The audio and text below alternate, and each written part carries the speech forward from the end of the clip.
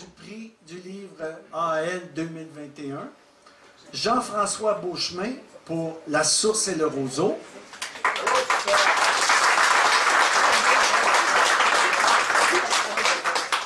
Lucie Lachapelle pour Va me chercher Baby Doll. Annie Depont, Fanny les ailes sur le sol. Et Gabriel Filto-Shiba pour Bivouac. Dans le fond, j'ai écrit un petit mot pour chacun des auteurs-autrices qui sont nominés. Puis, dans le fond, je veux juste prendre le temps là, de les féliciter d'être nominés tout d'abord. Premièrement.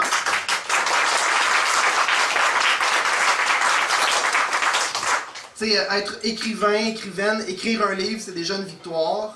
Le publier, c'est une grosse victoire. Et bon, être en lice aujourd'hui, c'est la plus grande victoire de toutes. Alors voilà. On m'a fait l'honneur de me demander de dire quelques petits mots sur chacun des livres. J'ai fait de mon mieux pour rédiger quelque chose. Et je vais y aller en ordre alphabétique d'auteur. Donc pour commencer, Jean-François Beauchemin pour La Source et le Roseau. Jean-François Beauchemin nous offre un livre à la fois personnel et universel, comme tout ce qui est vrai.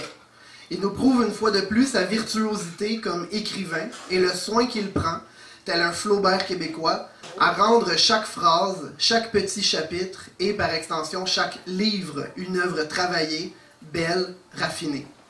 Ce livre m'a particulièrement touché dans son questionnement de ce qu'est être, que ce soit être humain ou être chien dans ce cas-là.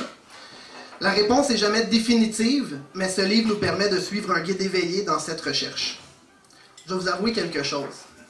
Parfois, je suis un peu fâché quand je lis M. Beauchemin. Pourquoi? Parce que sa propension à évoquer des grandes vérités comme la finitude de la vie, le doux amer des souvenirs et des sentiments et finalement la fragilité de la nature sont de celles qu'on préfère réprimer, mais qui méritent d'être dites. Ma colère, donc, dure l'instant d'une larme et je n'en tiens pas rigueur. À M. Beauchemin, merci pour votre livre.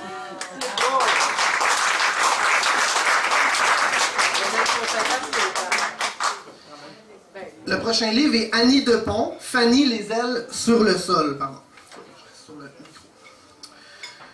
Lorsqu'on considère que Fanny les ailes sur le sol est le premier roman d'Annie Depont, on ne peut qu'être impressionné par la vivacité des images, des descriptions et des ressentis qu'il contient. Le personnage de Fanny, féministe avant l'heure et autodidacte, m'a particulièrement charmé. Et son parcours, que l'on devine en partie ou en totalité autobiographique, m'a touché par son authenticité.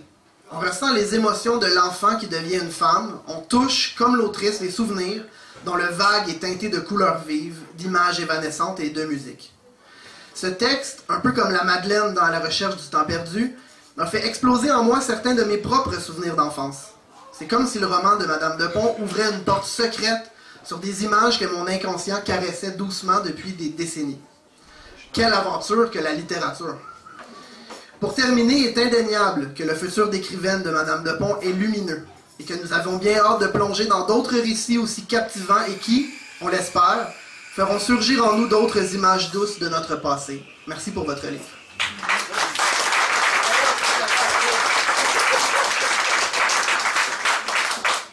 Le prochain livre est Bivouac de Gabriel Filto-Shiba. Dès les premières pages de Bivouac, j'ai été frappé par la différence de tonalité entre la dédicace et le premier chapitre. J'ai eu un sentiment analogue à celui qui m'habite lorsque j'entends un pianiste virtuose enchaîner une nocturne de Chopin suite à une polonaise.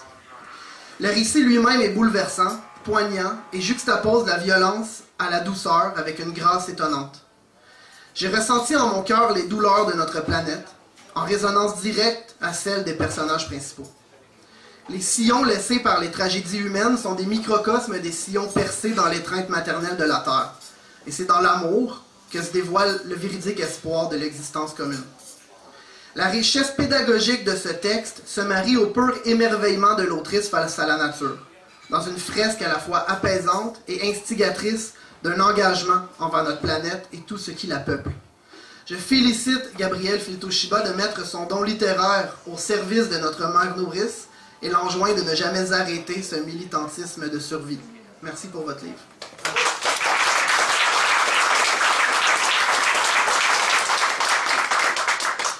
Et finalement, Lucie Lachapelle, Ramène-moi, Baby Doll. Le style fonceur de Lucie Lachapelle est ce qui m'a frappé d'emblée. Il y a quelque chose de puissant et d'authentique dans le flot de conscience du personnage de Cartouche. Une force fragile qui nous empoigne dès les premières lignes. Le roman en entier porte cette force élémentale qui rappelle celle du vent ou de l'eau qui s'écoule au cœur d'un ruisseau. La dichotomie entre la vie zombifiante de Baby Doll et la paix atteinte par Cartouche évoque l'évolution d'un humain dans le chemin de la paix et de la compréhension de soi, mais aussi le fossé entre le chaos humain et le cosmos naturel. Au final, c'est l'entraide et le don de soi qui s'épanouissent dans cette œuvre comme une panacée. Entraide humaine, oui, mais aussi l'aide que le pouvoir guérisseur de la nature peut nous apporter. Les coupes à blanc des forestières hantent le récit comme des fantômes, un peu comme la maladie de Manouche. Ils accompagnent Cartouche sur sa route, comme un angle mort, comme l'envers du décor. Cette souffrance entreaperçue, qui permet de se centrer et de progresser, pousse le lecteur à se questionner sur l'entraide que l'humain, à son tour, peut apporter à la nature en réciprocité. Le point d'orgue de ce récit, la brisure du cycle par Baby Doll, est source d'espoir pour la brisure du cycle de l'asservissement de la nature et fait briller le pèlerinage de Cartouche d'une nouvelle lumière. Merci pour votre livre. Merci. Je mentionne que le prix est accompagné d'une bourse de 500 $ et d'une pièce de l'atelier Chaudron de Val-David. Et tambour, roulement de tambour. Oui, ne le sait pas, hein? Personne ne le sait, sauf les jurés. Auteur des Laurentides, c'est déjà un début. Le prix de l'année 2021 décerné par l'Association des auteurs des Laurentides est remis à Gabriel Filtoshiba pour Bivouac aux éditions XYZ. Gabriel. Bonsoir tout le monde. J'ai pas eu la chance de partager avec chacun d'entre vous, mais j'imagine que ça va venir dans nos prochaines rencontres. Moi, je suis une nouvelle dans les Laurentides. Ça fait juste 3 ans que je suis ici.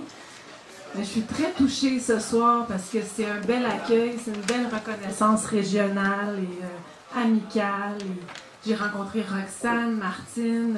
Ça a été tout de suite des coups de cœur d'amitié. J'ai une belle sororité dans la région. Puis ce livre-là, je l'ai écrit pour la forêt, mais c'est la forêt à la grandeur du Québec. C'est pas seulement la forêt du Kamouraska. Puis à ma grande surprise, quand je suis arrivée dans la région, j'ai découvert qu'il y avait un gros pin, comme mon gros pin qui est dans mon livre, que j'ai voulu protéger, qui a 500 ans, qui est à la frontière entre le Canada et les États-Unis, près de où j'ai habité 8 ans.